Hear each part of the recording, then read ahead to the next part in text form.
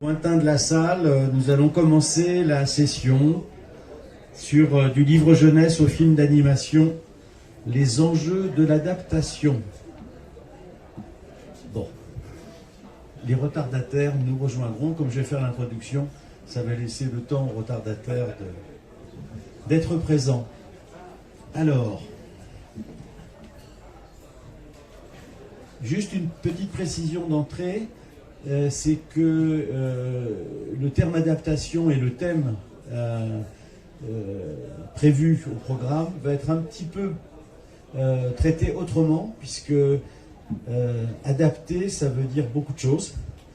Ça veut dire, comme le dit l'intitulé, partir d'une œuvre existante, en l'occurrence plutôt le livre, puisque c'était l'idée de départ, et l'adapter sous une forme, disons, traditionnel, de séries animées, de films d'animation ou de programmes télé, mais adapté, et ça va être intéressant avec les deux exemples qui sont avec nous aujourd'hui, c'est aussi éventuellement partir d'une œuvre originale en essayant d'envisager toutes les méthodes pour la développer et pour la rendre accessible au public, voire éventuellement le sens inverse que le sens donné dans le titre, c'est qu'on peut partir d'une œuvre originale et la retrouver sous des supports, même traditionnels, comme le livre.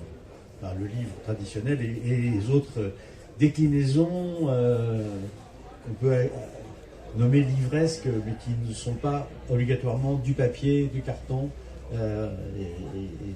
Les avancées technologiques permettent justement ça. Voilà, c'est juste une petite précision, parce que je la pense relativement importante. Sinon, vous n'allez pas comprendre la nature des présentations peut-être. Donc on a deux intervenants, au moins, je ne sais pas s'il y a un deuxième qui vient pour le studio, non. C'est vous, c'est que vous. Ah, il est là aussi, d'accord, pardon. Donc nous avons pour Morbiquette, basé en Tunisie, mais aussi en France, Awatef Mosbeh, qui va donc nous présenter son activité, et c'est intéressant aussi parce que c'est un pays arabe, donc on n'est pas sur un exemple marocain, mais l'exemple tunisien évidemment a un intérêt tout à fait pertinent, d'autant qu'effectivement il y a un développement aussi vers la France pour cette jeune entreprise, enfin jeune entreprise, oui, toujours jeune, toujours dynamique en tout cas. Et on a donc ça, c'est le studio, le premier studio qui va s'exprimer, et on a Franck Narbou qui est François, pardon, j'ai dit Franck, pardon, François, désolé, François Narbou de Miam Animation, dont certains ont peut-être assisté à la conférence il y a quelques heures, qui était beaucoup plus complète et complexe que celle qui va mener ici.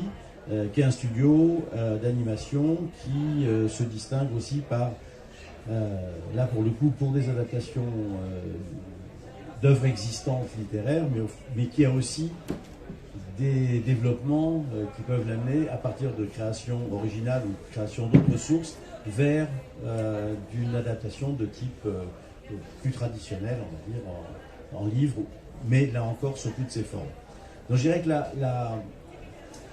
la passerelle, elle est logique pour reprendre le thème initial, et elle est fréquente, puisque elle fonctionne même dans les deux sens, comme je viens de le dire, puisque si une majorité d'œuvres aujourd'hui, de programmes pour la jeunesse, sont adaptés de séries existantes, de personnages qui ont été créés préalablement pour la presse ou pour les livres jeunesse, on constate, et ça devient assez systématique, que les créations faites pour l'animation, créations dites originales, trouvent un débouché et une déclinaison sous une forme plus traditionnelle de livre, que ce soit en livre papier ou sous une autre forme.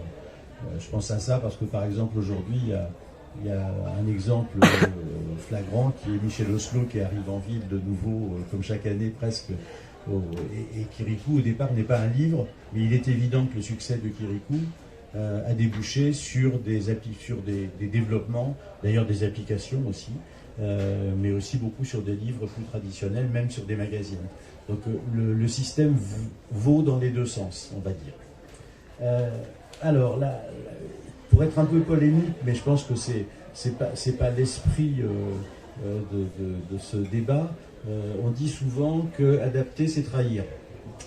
Ce qui est une formule un peu rapide et un peu cinglante, mais qui pose la question, qui est d'ailleurs dans le libellé de la conférence, de savoir jusqu'où et comment on peut et on doit tenir compte des applications qu'une propriété intellectuelle, qu'une création intellectuelle peut avoir en l'adaptant aux différents types de supports qui vont lui permettre de se développer. Mais bon, la formule est très très provocative et provocatrice, mais je pense que la réalité, heureusement, est plus simple à constater que tout ça. Donc voilà le champ d'application, enfin on va dire de notre conférence, c'est de pouvoir aborder en tout cas ces questions-là, la question de l'adaptabilité d'une œuvre, la création d'une œuvre, la diversité des supports et des formes que peut prendre cette œuvre pour atteindre le public et quelles sont les problématiques qui vont se poser, soit dans la relation avec les auteurs, soit dans des questions plus techniques, des questions de marché aussi, parce qu'il y a aussi des réalités économiques qu'il faut prendre en compte. Donc on va commencer par Morbiquette, par le studio tunisien, et je te laisse la parole. Je pense que c'est bien que tu présentes aussi la structure. Donc simplement il y aura deux présentations, mais évidemment au terme de la première présentation on pourra répondre à vos questions, et idem au terme de la seconde, et les deux intervenants auront bien évidemment tout à fait la liberté d'échanger entre eux aussi s'ils ont des demandes à formuler ou des explications ou des commentaires à faire sur les propos de chacun. Je te laisse la parole. Merci Jean-Paul. Je vous remercie d'être aujourd'hui avec nous pour vous donner un peu une idée sur l'adaptation du livre, mais nous par rapport à l'animation et la liaison avec la nouvelle technologie de la réalité augmentée. Donc moi je suis Awatif Mousbeh, je suis la cofondatrice de Morbiquette, c'est un studio de dessin animé. Avec nous ici mon cofondateur Sheikh Al-Qalaye, qui est le directeur artistique, là il est en train de filmer. Et voilà, l'histoire de Morbiquette a commencé à deux. Donc lui dans les beaux-arts, moi j'étais dans l'architecture, et on a commencé à travailler. Moi je travaille en tant qu'illustratrice pour des maisons d'édition tunisiennes. Ce qui m'a permis en fait de découvrir le monde merveilleux du livre d'enfant, même si j'étais en architecture, mais vraiment c'était une découverte. Et là on est passé vers un studio de dessin animé pour produire, l'idée c'est pour produire des séries d'animation destinées aux enfants en Tunisie et dans le monde arabe. C'est ça en fait l'idée. Donc Morbiquette, elle est installée à Tunis et nouvellement à Marseille. Et l'idée, c'est de créer des contenus en animation interculturelle, méditerranéen. Voilà, c'est l'idée d'ouverture culturelle destinée aux enfants. Donc nous, en fait, on a commencé, comme je vous ai dit, en fait, on a commencé dans le secteur du livre d'enfants, vers le dessin animé. Notre première expérience, c'était de faire un projet pilote d'une série d'animation destinée aux enfants en langue arabe. Il y avait un défi de distribution dans le monde arabe, c'était vraiment un grand défi pour nous, et on s'est dit, voilà, nous on maîtrise le livre, on maîtrise le dessin animé, pourquoi pas on n'explore pas la nouvelle technologie de la réalité augmentée qui fait la liaison, en fait c'est un outil en fin de compte, qui fait la liaison entre ces deux supports.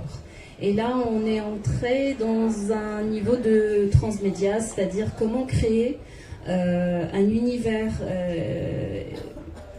en animation qui se repose sur le papier et sur le digital en même temps. Un autre défi pour nous aussi, si on parle de l'animation en réalité augmentée destinée aux enfants, et là c'est un autre défi important, c'est l'addiction des enfants sur les écrans.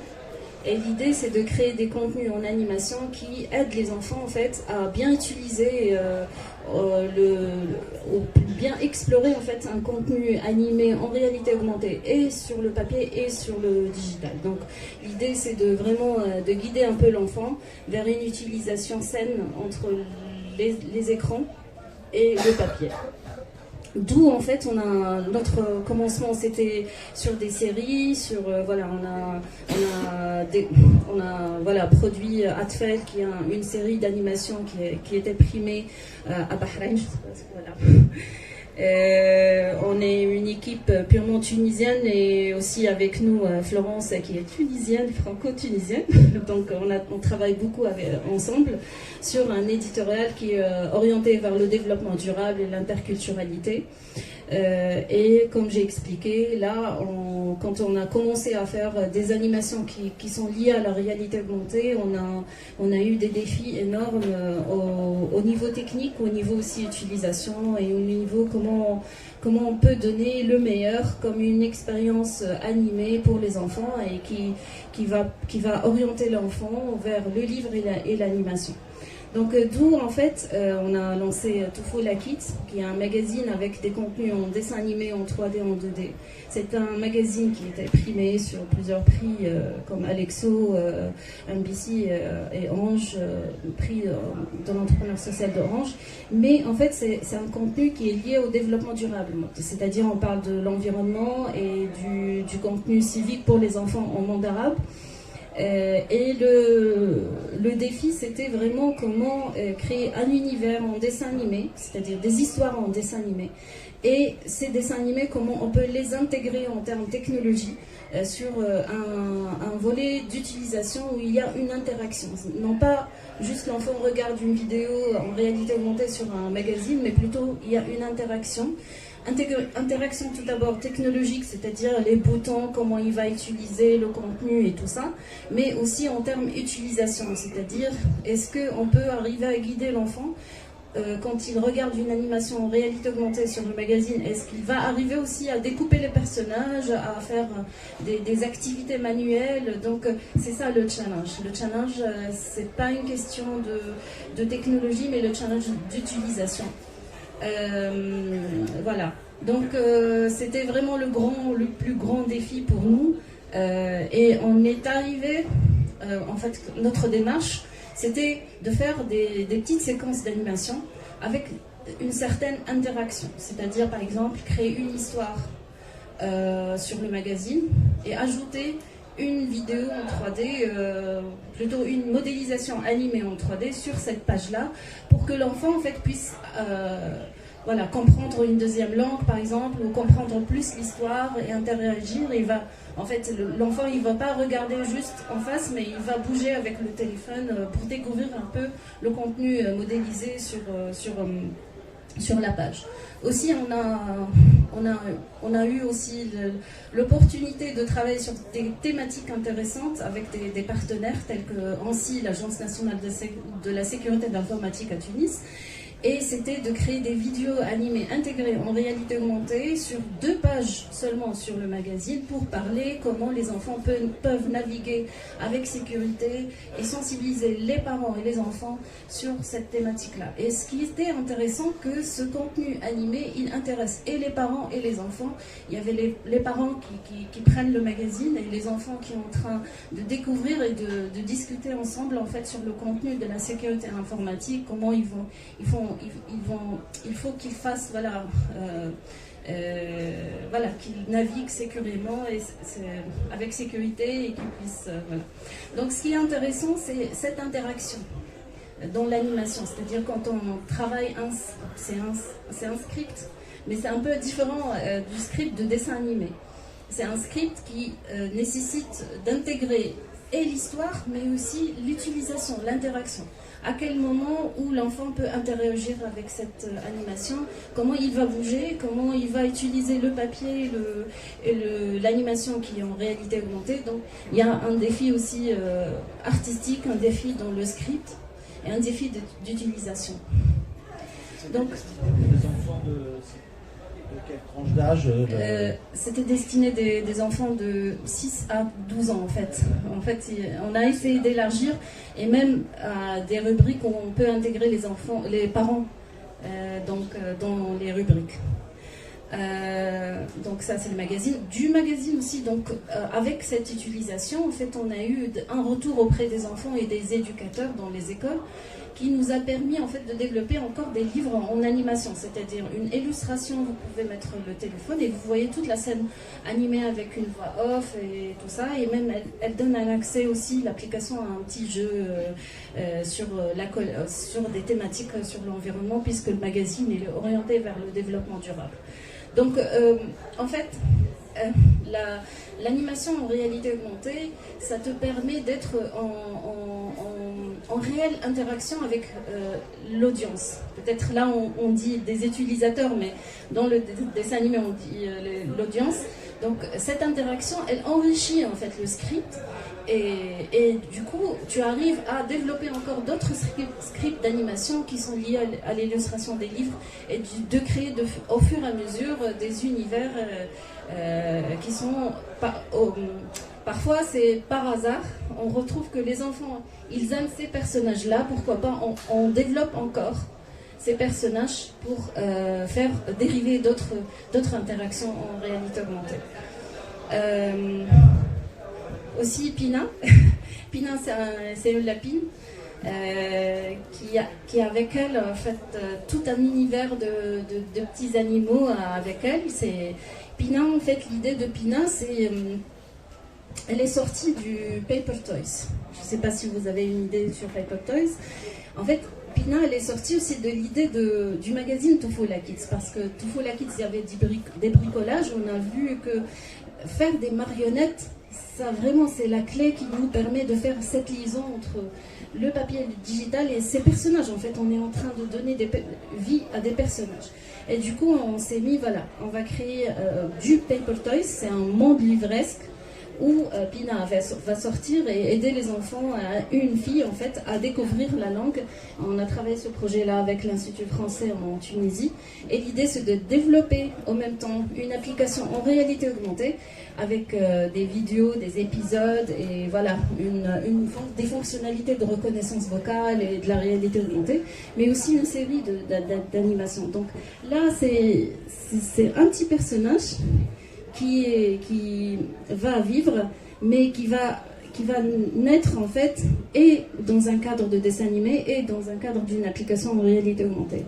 Et toute l'histoire, c'est vraiment un univers entre le papier et le digital, mais voilà, c'est tout un univers où on peut créer des divers produits autour de ça. Voilà, avec son ami poisson.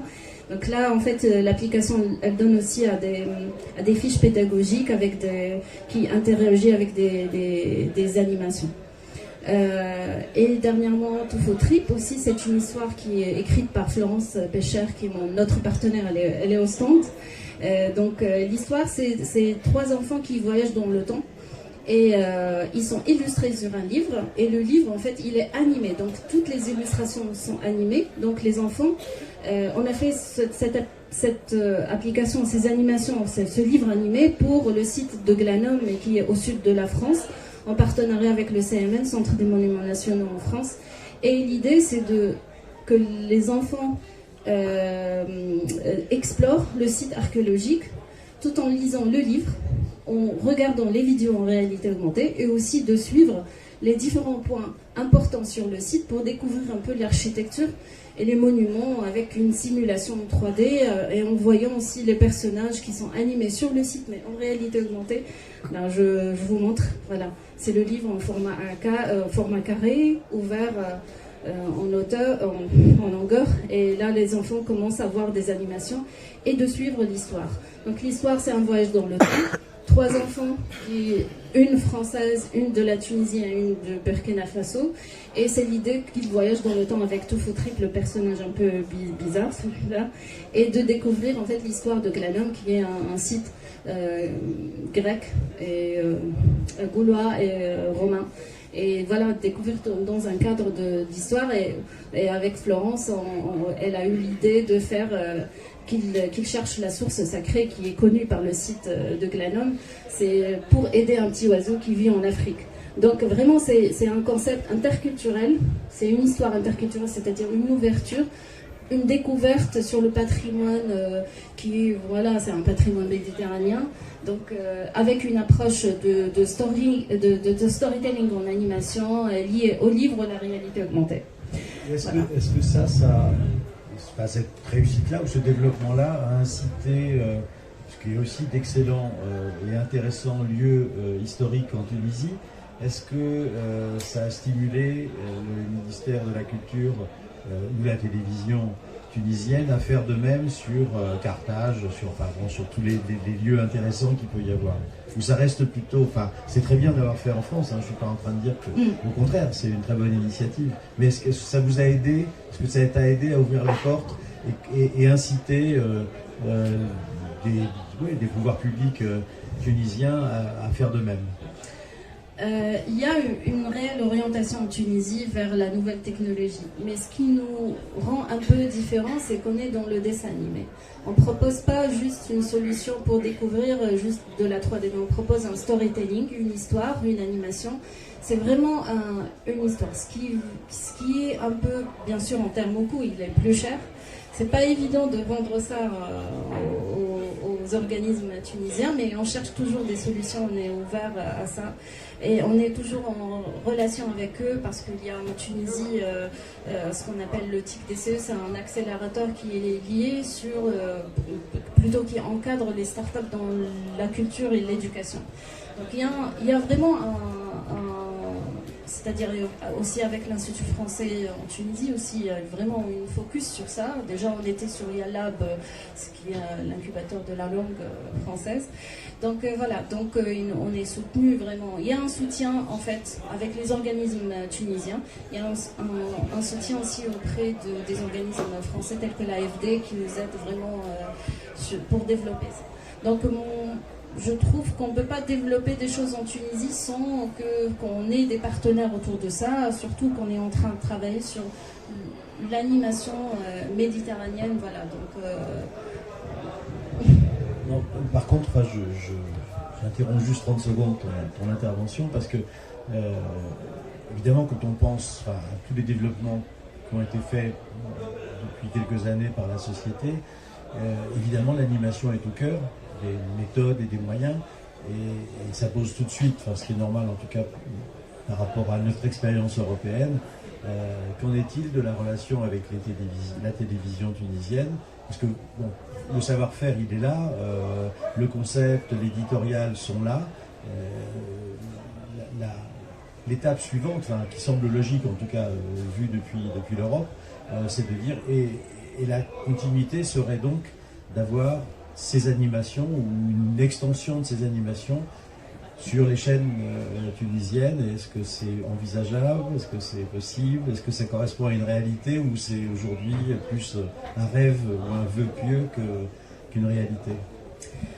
Je dirais un tout petit peu un rêve, honnêtement. Mais il y a un vouloir, mais il n'y a pas une stratégie ou un plan d'action. Quand on a discuté avec la directrice de la télévision pas mal de fois, elle est intéressée et tout ça, mais après, il faut avoir les budgets adéquats, il faut vraiment, il faut discuter par rapport aux droits d'auteur aussi, on peut pas, il y a une certaine discussion qui est un peu, qu'on doit développer avec eux pour arriver. Mais ça n'empêche que aussi en tant qu'entreprise, aussi, on doit trouver nous-mêmes les solutions.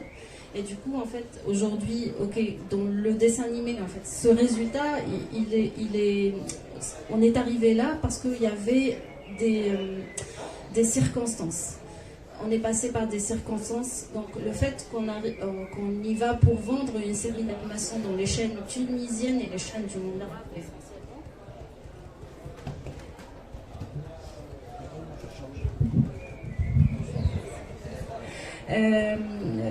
ça c'est un grand défi parce que tout d'abord les chaînes nationales ils n'ont pas le budget alloué pour les émissions, plutôt le dessin animé, ils préfèrent acheter des diffusions des séries qui sont sous-titrées ou qui sont traduites.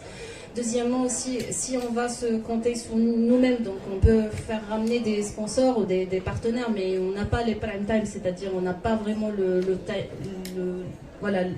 l'horaire idéal où on aura plus d'audience. Pour cela, on est arrivé vers la technologie. On voit que c'est une vraie opportunité pour les studios de dessin animé. Aujourd'hui, la technologie, ça nous permet de nous donner d'autres modèles économiques, de vendre le dessin animé autrement. Et peut-être de vendre directement au consommateur, à l'auditeur. On peut vendre directement aux parents, en fait, ce qu'on fait.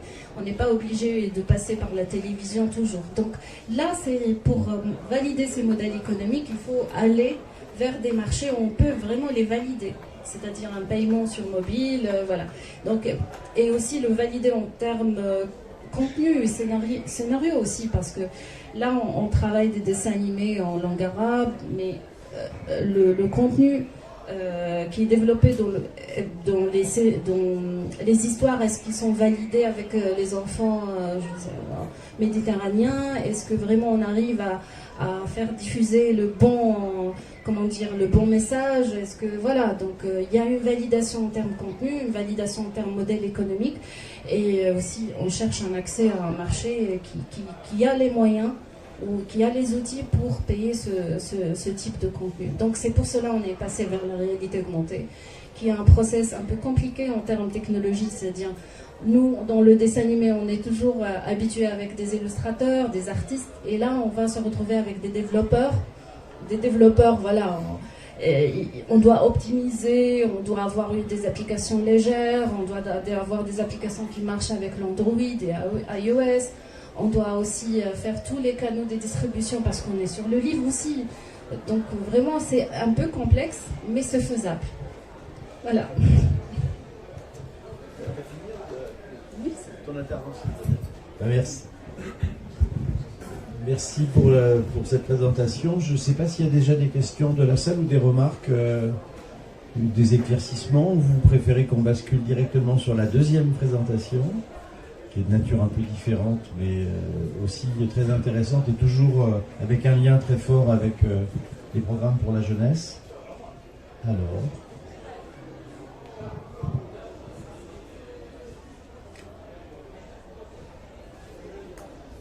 c'est intéressant de voir qu'on peut, parce que la tradition veut tout, commencer par la télévision. Enfin, généralement, c'est souvent, soit le thème de la discussion, c'était à partir du livre, mais là, c'est pas le cas. Enfin, c'est un livre, mais une autre forme de livre.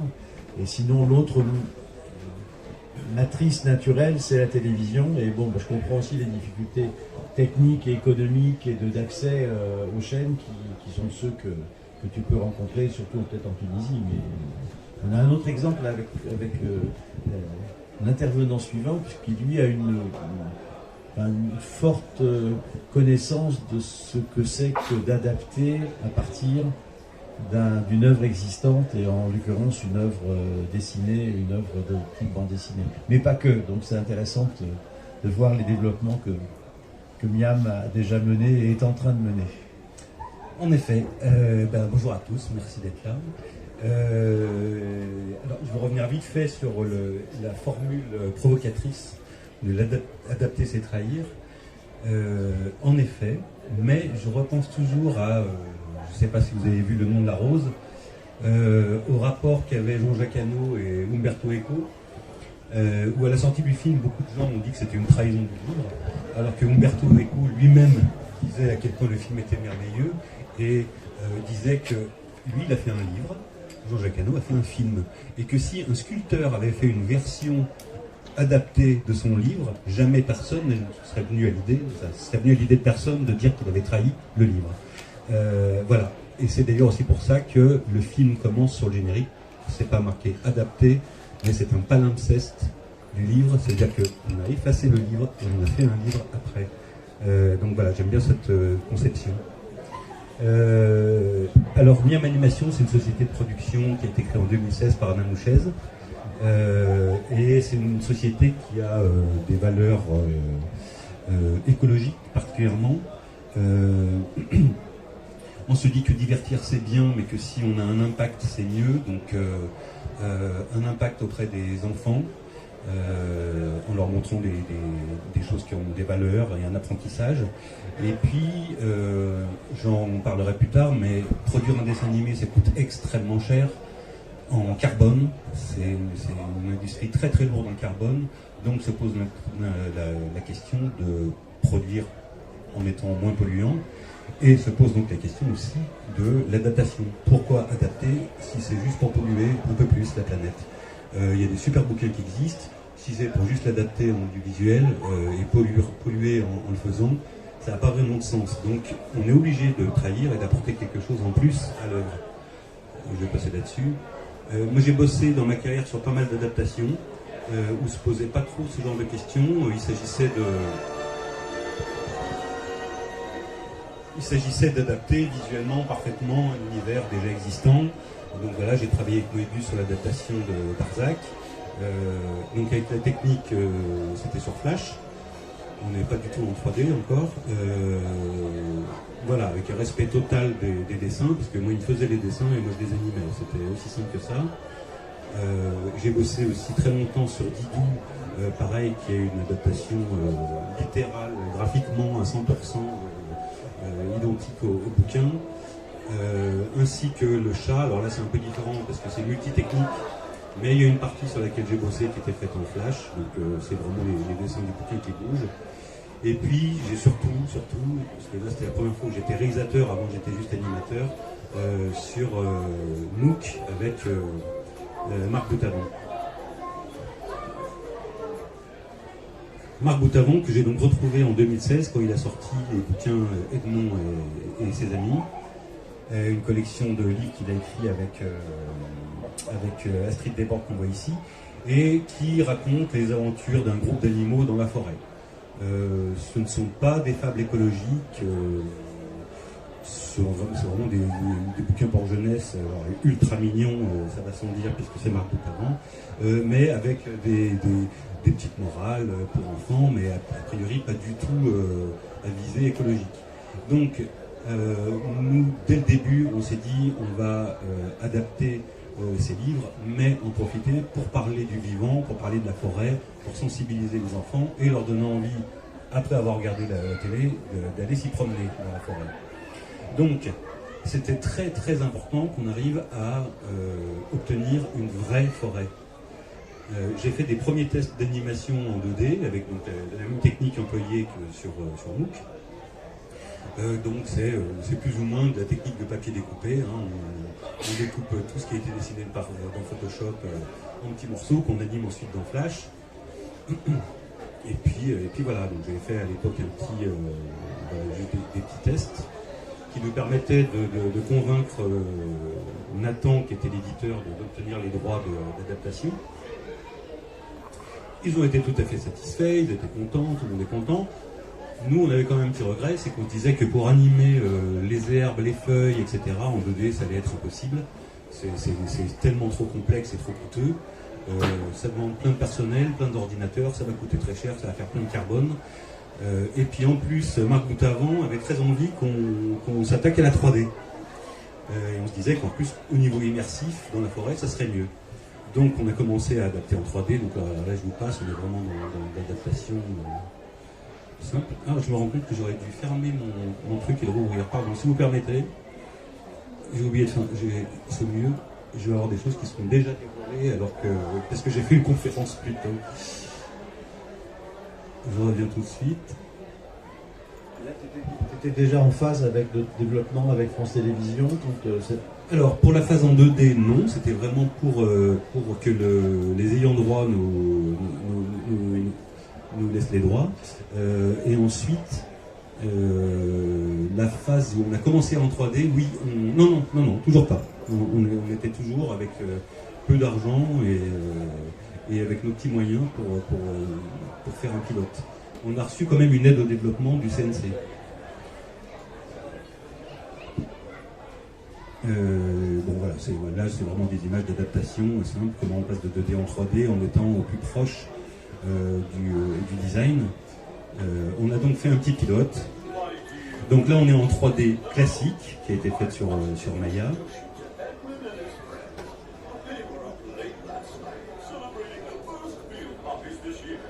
Donc là l'auteur Marc Boutavant était très content. Pour lui c'était parfait, c'était très bien. C'est la 3D qu'il attendait, ça ressemble à ses dessins, il est content. avec d'entrée une recherche, d'où la version anglaise, de débouchés internationaux potentiels. Bah oui, parce qu'on cherchait des financements à ce moment-là pour développer, puis pour produire la série. Mais bon, comme on peut le voir, la forêt ne bouge pas, il y a juste le petit rideau de feuilles qui bouge un peu là. Il y a 3 arbres, c'est pas très riche. On se croit pas dans... Alors là, j'ai un peu triché, mais on se croit pas dans une vraie forêt, quoi. C'est pas vivant, et donc c'est pas en accord avec ce qu'on voulait faire au niveau de l'adaptation. On s'est tourné vers le temps réel, qui était à ses tout débuts dans l'animation. On est en fait la première série européenne de cette ampleur, en tout cas 52 fois 11 minutes, à être en temps réel. On s'est rapproché donc du monde du jeu vidéo. Donc là, il y a une petite passerelle, parce que nous aussi, on a dû bosser avec beaucoup de développeurs, parce que, en tout cas, pour la fabrication du pilote de la série, on voulait absolument prouver que c'est du temps réel, donc il fallait que ce soit optimisé au maximum pour convaincre que c'était faisable. Donc j'ai allumé Unity, on est donc là en 2018, et j'ai pris tout ce qui m'avait servi à faire le pilote en 3D, et voilà. Donc en 3 jours, j'ai obtenu ça. Alors, je me suis carrément éloigné du design original, hein. On est très loin, mais je me rends compte qu'il y a moyen que ça marche. Il y a du vent, l'herbe bouge, c'est super, on peut se promener dedans. En travaillant, j'ai les raccourcis clavier qui ne sont pas prévus pour les micros. Voilà, avec un petit peu plus de travail, j'ai obtenu ça. C'est encore plus immersif, il y a de l'éclairage dynamique, c'est super. Donc, on a reçu une convention de développement avec France Télévisions pour développer un vrai pilote en temps réel. Alors le voici.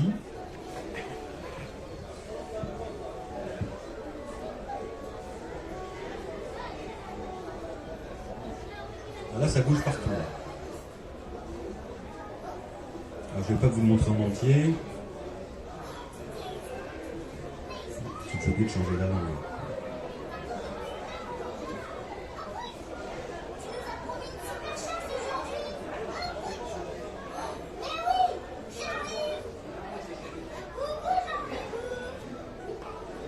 Et l'auteur était très impliqué dans toutes les phases de développement Non, pas beaucoup. Il s'est impliqué surtout pour les personnages. C'était vraiment son truc. Il faut qu'on respecte ses personnages. Mais à part ça, j'ai eu une grande liberté graphique. Même au niveau scénaristique. Oui, mon scénario il touche pas. Alors, on a écrit la Bible de la série ensemble, avec Marc Moutavant et avec Astrid Desbordes, parce que on a eu pas mal de demandes de la part de France Télévisions. Il fallait plus de personnages féminins, donc on a rajouté Lucie, qui est la co-héroïne de la série, ainsi que la grand-mère d'Edmond.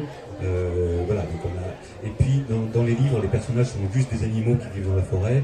Là, c'est des enfants, il y a l'ours, le papa Édouard, etc. Donc il y a quand même beaucoup de choses qui ont été changées, et là, en effet, c'est une très grosse trahison du matériel original, puisque le concept entier est modifié. Mais ça fait partie de ce qu'on voulait pour atteindre l'objectif conceptuel de la série. Alors, ce qu'on vient de voir là, c'est pas du tout un film, c'est du temps réel pur. Je vais revenir au début. On voit que si je fais pause, ça continue de bouger dans les arbres. Et puis on peut dire que l'épisode se passe finalement en hiver, et puis je relance et c'est en hiver. Alors j'ai fait plein de trucs rigolos. Il y en a même que j'ai oublié de montrer tout à l'heure dans ma présentation. On peut changer les vêtements d'Edmond. Hop, voilà, maintenant il est en bleu. Et puis alors, un truc que j'ai oublié de montrer tout à l'heure mais que j'aime beaucoup, c'est qu'on peut lancer des pompons dans la scène. Hop.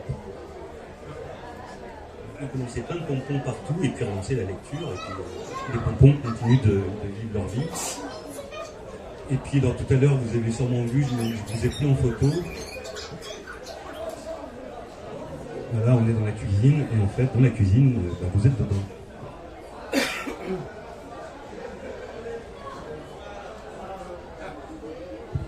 Voilà, vous êtes bien là. Donc, enfin, il y en a qui sont plus là depuis, qui sont partis, mais il y en a d'autres qui sont arrivés. Mais voilà, donc on est en vrai de vrai temps réel. Donc on s'est dit, banco, ça marche, c'est super, on lance la série. Mais graphiquement, on était très loin, on s'est quand même pas mal éloigné des bouquins. France Télévisions était OK pour rentrer en production, on a eu de l'argent, et là on s'est mis vraiment à travailler très sérieusement, à n'utiliser que la palette de l'auteur. Voilà, pour les persos, pour les décors. Ici, on a la cuisine. Donc, tous les objets, tous les props, les décors sont faits avec uniquement les mêmes couleurs. On voit que le dessin de Marc, il y a un petit côté crayonné, pas très propre sur les bords. Donc on a dû trouver, alors on a développé, là c'est nos développeurs qui ont fait le boulot.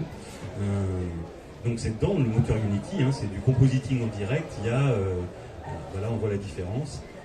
L'image est salie à la volée pour ressembler au trait de crayon de Marc. On a dû trouver des tonnes de techniques. Marc dessine des feuilles toujours pile de face, donc on a fait un système pour que les feuillages des arbres regardent toujours la caméra. Donc ils tournent en fonction de la position de la caméra. On a fait un système pour pouvoir modifier les saisons comme on veut. Alors tout est automatisé, la neige apparaît toute seule, l'herbe diminue, etc. Chaque plante a été créée de manière à savoir comment elle va plier avec le vent, si elle a des fruits, si elle a des fleurs, à quelle saison, etc. Tout ça est automatique. Bon, il faut que je fasse ça. Pour la nuit, pareil, on a un système qui change les couleurs globales pour faire comme dans les livres où la nuit, tout est en violet et toutes les couleurs disparaissent. Sauf quand on rajoute une lumière où là, comme dans son dessin original qu'on voit à droite, les couleurs reviennent. Voilà, donc là c'est vraiment pour là on est dans les questions d'adaptation pour se rapprocher à fond du style, tout en mettant en 3D. Là c'est le système de vent, donc les plantes se comportent différemment selon le type. Un système de pluie, là aussi on profite à fond du développement pour mettre des collideurs sur les objets pour que la pluie sache quand elle doit s'arrêter et donc faire un petit bloc et pas tomber à travers le décor. Il y a le sol qui paraît mouillé. Et la production s'est faite sur une durée très très longue et avec une grosse équipe? Alors en tout ça a pris 6 ans, mais il y a 4 ans c'est juste pour trouver des financements et pas mal de développement technique et ensuite la prod ça a pris 2 ans. Donc c'est une durée de production assez classique. Après pour les équipes, j'en reparlerai un peu après. On n'est pas du tout dans les... non, ça ressemble pas trop à ce qu'on fait en 3D classique. À part pour certaines étapes évidemment, hein. Le fait qu'on soit en temps réel ne change rien à l'animation, ça reste le métier difficile et précis qu'il est. L'animation a toujours été faite de manière tradie dans des logiciels traditionnels.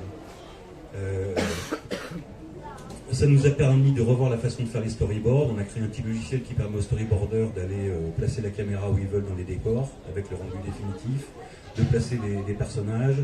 Donc là on raconte l'histoire de la petite chauve-souris qui est cachée derrière un arbre qui fait peur aux 3 autres, pardon. Donc le storyboarder ensuite importe dans Toon Boom tout ça et remplace les persos par des dessins pour expliquer l'action. Donc là on est tout à fait traditionnel. Ce que ça change, c'est que et pour moi réalisateur et pour le diffuseur qui valide l'animatique, on a une version qui est déjà un peu éclairée, en décor réel, et donc on se projette beaucoup mieux. Le layout et l'animation sont faits sur Maya, donc on voit le rendu Maya affreux. On a créé un petit plugin, une passerelle entre Maya et Unity pour qu'ils voient en direct le rendu définitif. Comme ça, ils savent quand ils mettent leur caméra qu'elle n'est pas à travers des feuilles ou de l'herbe, ils voient directement le vrai cadrage. Et puis alors, la grande nouveauté, c'est là où au niveau des équipes, on gagne du temps à plein de niveaux, hein, puisque c'est du temps réel. Donc par exemple, les gens qui font la lumière, au lieu de bouger une petite lumière et ensuite d'aller boire un café, voire manger, voire revenir le lendemain, le temps de vérifier si c'est joli, là ils le voient en direct, ils bougent, la lumière elle bouge. Donc au lieu de les employer moins longtemps, on a un peu doublé, voire plus, leur temps de travail, pour ensuite, une fois que le film est fini, que le montage est fini, on reprend chaque plan en se demandant comment on pourrait faire pour qu'il soit encore plus joli. Donc, alors je vous montrerai un peu après, il y a plein de manières, mais il y en a une, c'est d'aller revoir les décors dans chaque plan, rajouter des petites herbes, des plantes, tout ça, pour que ce soit plus chouette. Moi, même si l'épisode est monté, je me dis, tiens, allez, je modifie ce mouvement de caméra, pourquoi pas même tester des choses comme, qu'est-ce que ça donne si je mets la caméra de l'autre côté, ou alors carrément en plan large, je vais récupérer un oiseau que j'ai pris ailleurs dans un autre épisode, puisque j'ai le temps de modifier tout ce que je veux jusqu'à la veille où je dois envoyer l'épisode à France Télévisions, tellement que c'est rapide à calculer. Je vous montrerai les chiffres après. Mais après, alors donc là j'ai fait ça plutôt pour qu'on s'amuse, mais on peut modifier un petit peu tout ce qu'on veut, donc voir de nuit, en automne, en rajoutant du vent, la neige, un petit lapin en plus. etc. Jusqu'à des choses complètement loufoques, voilà, des costumes débiles en noir et blanc, en rajoutant d'autres personnages qui n'étaient pas prévus dans le script, en changeant de décor, en se disant tiens, je vais faire un spécial Annecy 2023, et puis un spécial Meknes 2024. Voilà. Donc voilà, c'est sans fin, ce qui peut être dangereux pour le producteur.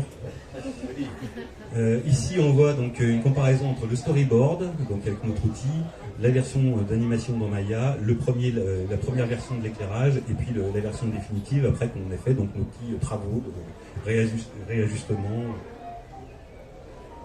Je vais essayer d'aller un peu vite. Ici, ça me permet par exemple de revoir la texture de l'arbre qui était trop grossière ici. Et puis on rajoute toujours des petites plantes. Ça nous permet, ici on voit sur l'évier, dans l'évier il y a plein de bazar qui n'étaient pas là dans le board à l'origine.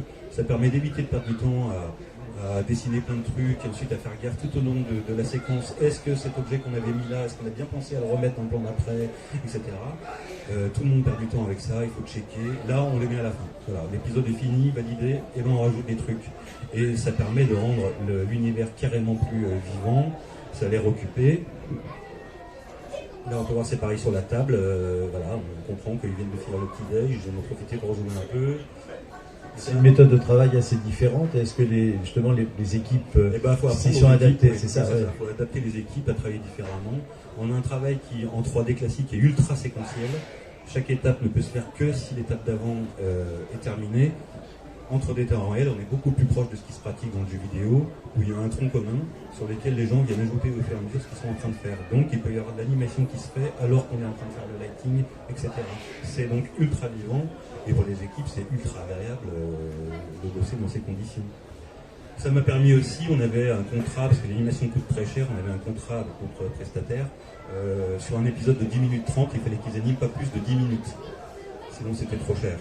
Donc, qu'à cela ne tienne, j'ai prévu des plans où il n'y a rien, Donc là, par exemple, on voit, là, il y a juste un arbre. Et en fait, quelques épisodes plus tard, j'avais un épisode où on parlait de canards, et donc j'allais avoir des animations de canards.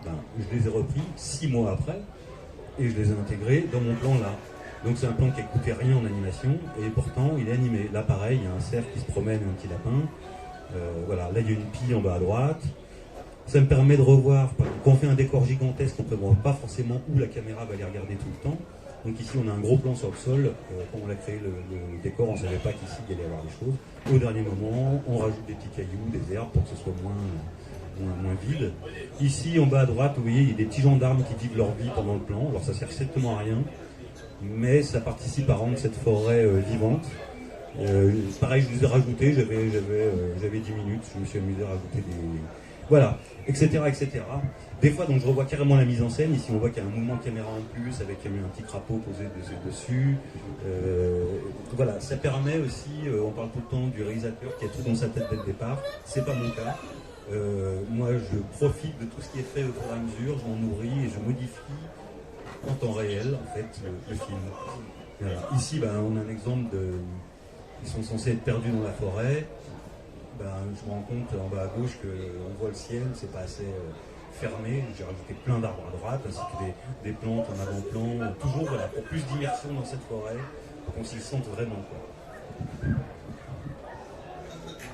Alors très vite, ça c'est le résultat final, c'est le générique de la série.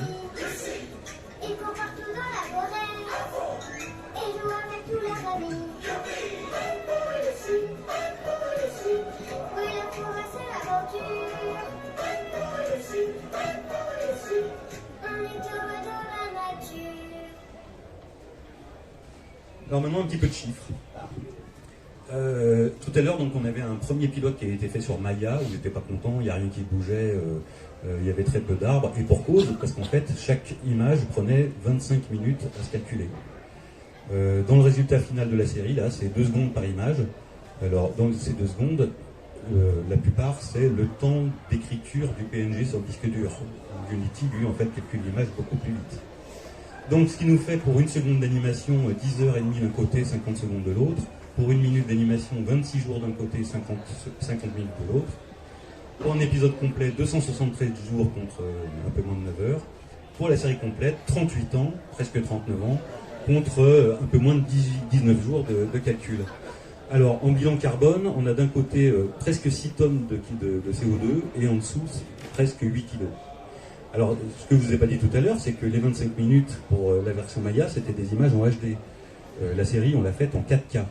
Donc, si on avait dû la calculer en HD, on multiplie par 4. Donc, on arrive à 155 ans, presque 156, et 23 tonnes de carbone.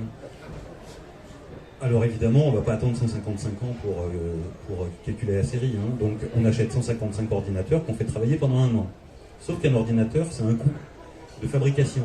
Il faut extraire des minerais précieux dans des pays souvent du tiers-monde, avec par exemple la Chine, avec des qualités d'extraction pas très propres, etc. etc. Hein. Ensuite, il faut le faire venir jusqu'ici, puis il y a le coût de fonctionnement.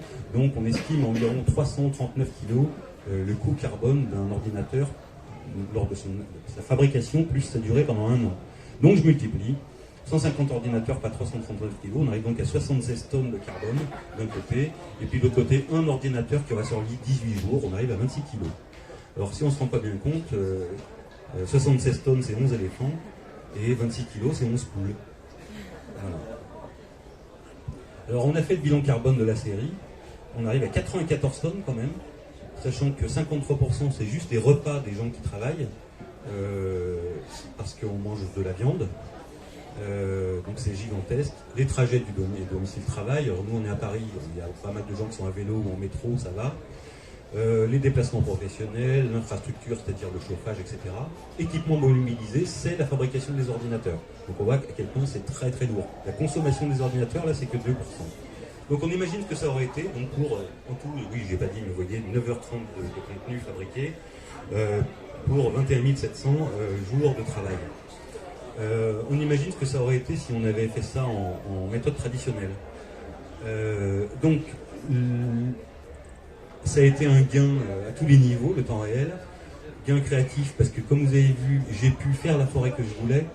J'ai pu, au niveau de la mise en scène, m'éclater. J'ai pu, j'en ai pas parlé, mais cette série montrant aux enfants des bonnes pratiques dans la nature, c'était important dans la mise en scène de pouvoir montrer le temps qui passe. De pouvoir faire des time-lapse. Là, ils ont été rendus possibles parce qu'on a fait tous nos petits outils pour pouvoir changer de saison comme on veut, tout ça est scripté. Ça aurait été totalement impossible en 3D classique. Enfin, il aurait fallu faire des tonnes de compositing, que ça aurait été très très compliqué. Le gain en confort est évident pour toute l'équipe, pour moi, pour tout le monde. Donc, le gain de temps, le gain de temps à plein d'étapes. Le gain financier, il est certain, parce qu'il n'y a pas à investir dans une render farm. On ne perd pas du temps à payer des gens alors qu'ils sont au café en train d'attendre que leur truc soit rendu. Mais en l'occurrence, nous, tout l'argent, on l'a mis dans l'image. Hein. Donc on a payé des gens plus longtemps et mieux pour faire d'autres choses. Par exemple, on s'est permis de rajouter des décors en cours de production qui n'étaient pas prévus. Enfin voilà, on s'est éclaté. Le gain écologique est très très évident aussi.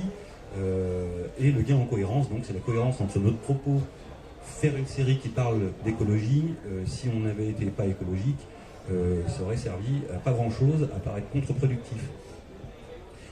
Donc se repose à nouveau la question de pourquoi adapter. Voilà, il faut toujours se poser, enfin, de manière plus large, pourquoi produire. C'est très important aujourd'hui, alors en tout cas dans les pays européens, je pense que la question se pose, comme on me l'a fait remarquer tout à l'heure, un peu moins dans les pays qui sont en développement, où on a besoin de produire. Il y a un besoin et de produire pour créer de la richesse, mais il y a un besoin aussi d'entendre les cultures de ces nouveaux pays. Mais pour les pays occidentaux, qui sont gavés de catalogues de Netflix remplis de milliers de séries, et qui produisent, des fois il y a des producteurs parisiens qui ont 6 séries en cours, il faut vraiment se poser la question du bilan carbone de tout ça, de l'utilité de faire tout ça, si c'est pour faire juste du divertissement, d'adapter des grandes célébrités d'édition juste pour les adapter sans apporter quoi que ce soit en plus. Tout ça ne sert à rien, c'est même contre-productif par rapport à la planète, il faut arrêter. Voilà. Alors c'est un discours qui en France ne plaît pas beaucoup, mais je pense qu'il est important de commencer à le tenir. Bientôt, le CNC va demander, de toute façon, on est en train de fabriquer donc, des calculateurs carbone dédiés à l'animation, c'est ce qui nous a permis de calculer l'autre. les bilans carbone vont être bientôt, pas encore, mais bientôt demandés par le CNC puis par les diffuseurs pour avoir des aides, des bonifications aux aides. Mais les diffuseurs eux-mêmes vont avoir aussi à présenter leur bilan carbone, de combien coûte leur diffusion. Donc, par exemple, voilà, les plateformes, on sait que c'est très très très cher. Je ne sais pas si j'ai encore le temps, je peux ne pas parler de la suite, mais c'est d'autres adaptations qu'on a pu faire. Une fois que cette série, elle fonctionne, on a fait d'autres adaptations, mais pareil, à chaque fois on apporte quelque chose. On a fait une série supplémentaire de 13 épisodes de 3 minutes pour l'UMNI, donc qui est la plateforme pédagogique de France Télévisions, en relation avec le ministère de l'Éducation. On l'a faite, c'est de la réutilisation complète de la série, sauf qu'en fait, il n'y a quasiment pas de plans qui soient les mêmes que dans la série. Puisqu'en fait, le temps réel me permet de replacer les caméras, de prendre un personnage de tel plan, d'aller le mettre dans un autre décor, etc. Et de tout modifier. Donc un contenu qui est relativement original par rapport au contenu de base, alors que en fait, c'est bien une adaptation. On a fait aussi une sortie cinéma récemment, où au lieu de simplement prendre 4 épisodes de la série, comme ça se fait en général, on a pris le temps de tout recadrer dans Cinémascope. Alors le diffuseur qui est spécialisé, le distributeur du cinéma qui a fait ça, qui est spécialisé dans la distribution de contenu audiovisuel de séries, c'est la première fois qu'il faisait ça, quoi. On dit d'habitude on diffuse au cinéma, quoi, point. Tandis que là, on a tout recadré en Cinémascope, puisque ça ne nous a pas coûté grand chose à recalculer, c'était 6 heures. Mais enfin, j'ai quand même dû tout recadrer, mais c'était 3 jours de boulot, tout recadrer, et puis aussi, j'ai rajouté des plans pour faire des transitions entre les épisodes. J'ai supprimé les fins d'épisodes et les débuts et recréé des transitions complètes pour que ça paraisse être une aventure et non pas 4 épisodes collés bout à bout. Donc là, pareil, il y a une plus-value d'adaptation due au format. Donc là, voilà, ça, c'est des plans qui sont complètement nouveaux, et, qui sont dans le film et qui ne sont pas dans la série. Mais est-ce que cette évolution qui est largement maîtrisée, je crois que ta démonstration est tout à fait flagrante sur ce plan-là, est-ce que tu penses qu'elle est en train de faire des petits au niveau de la production en France? Est-ce que parce que toute la question que tu soulèves, écologie, etc., respect de la planète, ça concerne un peu tout le monde. Et ce que tu évoquais par rapport à l'évolution du CNC et des chaînes de télé, c'est général, c'est vraiment une préoccupation générale. Est-ce que dans ce domaine-là, Miam est plutôt un précurseur, ça c'est clair, mais est-ce que tu sens déjà des... Il y a deux choses. Il y a les pouvoirs publics, forcément, commencent à être sensibilisés, sachant qu'il y a des acteurs comme nous qui sont militants pour les faire changer. Nous, vraiment, on s'est adressé au CNC et on leur fait ce genre de démonstration pour qu'ils prennent conscience de tout ça. Pareil pour les chaînes de télévision. C'est le premier levier. Il faut que les institutionnels obligent. Parce que les producteurs, honnêtement, il y a des petits producteurs. Les petits producteurs, particulièrement ceux avec lesquels on travaille en distribution, il y en a pas mal qui sont déjà sensibilisés et qui, pas forcément avec le temps réel, mettent en place des systèmes d'éco-responsabilité dans les studios. Donc ça commence à venir. Même des gros, Team2 par exemple, qui est un gros studio, ils sont sur l'écologie depuis très longtemps dans leurs moyens de production. Enfin, eux, c'est surtout les locaux. Voilà. C'est pas forcément. Eux, ils continuent de faire de la 3D qui coûte très cher. Donc, ça change petit à petit, mais je pense que c'est l'obligation qui va faire que ça va changer vraiment. Parce que, alors, par exemple, pour parler du temps réel, pour l'instant, il est plutôt vu comme un moyen de gagner beaucoup d'argent, plutôt que pour faire de l'économie de carbone. C'est de l'économie d'argent. Mais les deux sont compatibles. Les deux sont compatibles, carrément. C'est une évolution, je trouve, intéressante, parce que, comme tu disais, c'est probablement pas une situation tout à fait comparable qu'on trouve, on l'a vu dans les débats qu'on a eus depuis 2-3 jours dans le Maghreb ou dans l'Afrique de l'Ouest ou l'Afrique subsaharienne. Et c'est vrai vous êtes plus dans une phase de développement où le besoin de produire, le besoin de développer des studios, des programmes, d'améliorer l'investissement des chaînes de télé, des diffuseurs de manière générale, est plutôt votre urgence ou préoccupation première, ce qui est tout à fait logique, quoi. Mais c'est intéressant de voir qu'à l'inverse, l'Europe qui commence à s'éveiller à ces questions-là de manière assez vive, commence à trouver des solutions qui... ce que je trouve intéressant aussi dans ta démonstration, c'est point de vue artistique, on voit bien qu'il n'y a aucune déperdition, il n'y a pas de dégradation. Au contraire, c'est qu'au contraire, j'ai pu graphiquement et au niveau de la mise en scène obtenir ce que je voulais grâce à cette technique. Je n'y serais pas arrivé autrement.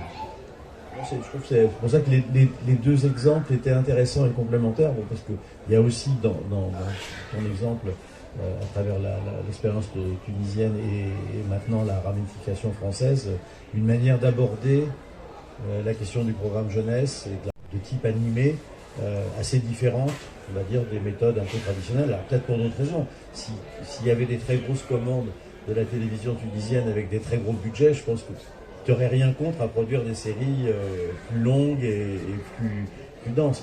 Mais on voit bien que pour les problématiques sont pas tout à fait les mêmes. Mais c'est intéressant, je trouve, de voir qu'il y a déjà des solutions qui commencent à être trouvées ou apportées et qui correspondent à une évolution, je pense, un peu inévitable. Enfin, c'est d'actualité. Donc, chaque année, on voit à Annecy, par exemple, l'espace dédié aux nouvelles formes narratives est sans cesse renouvelé et plus large. Maintenant, il y a des vrais gros espaces. Moi, j'ai travaillé pendant un moment pour le CNC à la commission expérience numérique. C'est vrai que par rapport aux premières choses qu'on voyait il y a 6 ans, maintenant, il y a une richesse qui est super. Oui. Sur la notion de bilan carbone et d'écologie, on voit qu'un festival comme Annecy, maintenant, s'est engagé à nous fournir de manière précise chaque année, ce qui est évidemment un changement fondamental, parce que la préoccupation des festivals et des marchés était à des années-lumière de ces préoccupations-là. Donc c'est plutôt intéressant de voir que cette évolution, elle concerne aussi pas seulement le programme en lui-même, mais la diffusion du programme, l'environnement du programme. Oui, en fait, il faut vraiment, c'est ce qu'on essaie de faire. Donc là, il y a le Carbulator, donc l'outil de calcul de carbone de l'animation qui sort en ce moment. Il faut vraiment que tout le monde s'en empare et que tout le monde s'en empare de manière très honnête. Il ne s'agit pas d'essayer de faire croire qu'on dépense moins de carbone que les autres. Au contraire, il faut que tout le monde prenne conscience que tout a un poids monstrueux. Ça va, donc je racontais tout à l'heure cette anecdote, je vais la re-raconter, mais chez Miam Animation, donc on distribue aussi des séries, et on a fait venir pour une soirée des diffuseurs des pays du Nord, donc finlandais, estoniens, etc. Alors ils venaient pas que pour nous voir, mais ils venaient en partie pour nous voir. On a dû rajouter le bilan carbone de leur déplacement d'avion à eux dans le prix que coûte notre série. Il ne faut pas avoir peur de prendre en compte, voilà, même ce qui paraît en fait assez extérieur pour ne pas être pris en compte, il faut se rendre compte à quel point le maillage complet dans lequel on est d'une lourdeur extrême. Voilà. Et que Annecy, effectivement, aller à Annecy, c'est participer à un monstre de carbone. Bon, on ira quand même. Qui n'est rien par rapport à Cannes. Voilà, on peut toujours trouver pire, tu vois. On peut se dire, on se console en se disant Annecy, c'est gros, mais c'est petit par rapport à Cannes. Y a-t-il des questions, des remarques? Je crois que les deux présentations étaient non pas complémentaires, l'idée n'est pas de chercher un complément, mais de donner des éclairages un peu différents et des méthodes un peu différentes et des expériences surtout un peu différentes.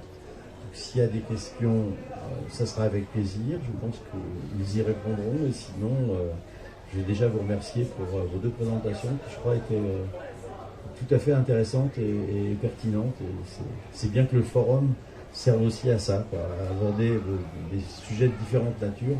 Et c'est celui d'aujourd'hui, même si on a peu suivi le thème initial, qui était un peu traditionnel, l'adaptation littéraire vers l'œuvre animée, mais je pense que c'était aussi très intéressant d'aborder ces sujets-là qui sont importants, et avec des méthodes et des solutions et des développements, je trouve, qui sont, y compris pour ce qui concerne la Tunisie, enfin, c'est une porte quand même ouverte sur un développement qui est sûrement dans un marché pas très facile, dans un pays pas très simple en termes d'initiatives individuelles et de développement. Pas de questions? C'est l'heure du repas, c'est ça? Je veux juste savoir l'export de maille vers Unity, s'il y a un traitement spécial pour les textures, le ring ou le skin, qui peut, genre pour le temps réel, qui va être fait à Maya pour qu'il soit adéquat dans Unity. Alors moi, je ne connais pas toutes les techniques, je ne suis pas un grand technicien de 3D, même si je mets la main dedans, hein, mais sur les passerelles, je sais qu'il y en a plusieurs possibles. Il y a l'alambic, il y a le FBX, et puis ça je ne connais pas, enfin je connais mais je ne l'ai jamais vu à l'œuvre, il y a le USD qui apparemment permet de régler énormément de problèmes, mais que nous, c'était pas encore assez au point pour qu'on l'utilise sur la série. Nous, c'est tout du FBX, parce que ça me permet, moi, d'avoir quand même accès à l'animation dans Unity et de pouvoir modifier quand je veux.